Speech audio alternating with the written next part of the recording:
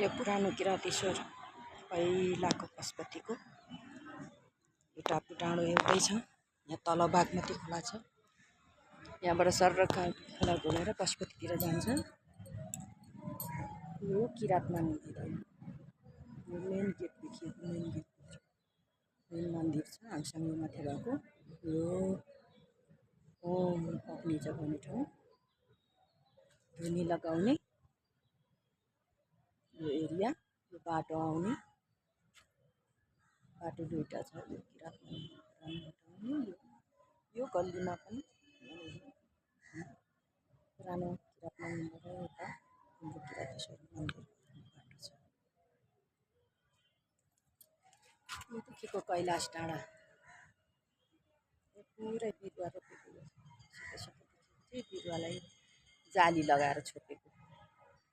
यो कैलाश डाँडा र किरात मन्दिरको डाँडाको बिचमा बागमती बगेको छ।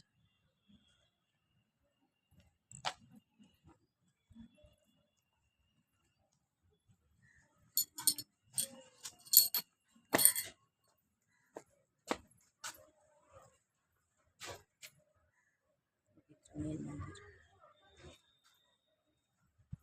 यसको साइडबाट टापु जस्तो छ। तल खोला छ, खोला छ।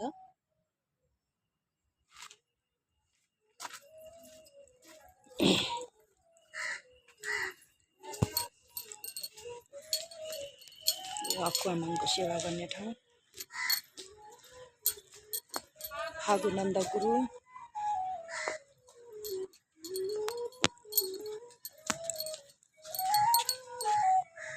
यो चाहिँ मैले फर्स्टचोटि चाम्चिक मुन्डन पढ्दाखेरि मलाई शिक्षा दिनु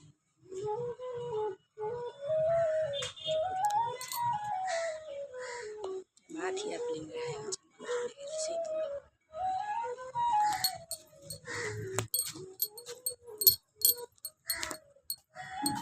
यो परम्परा इतिहास संसारको मृगपालीको मृगस्थली कारणले धेरै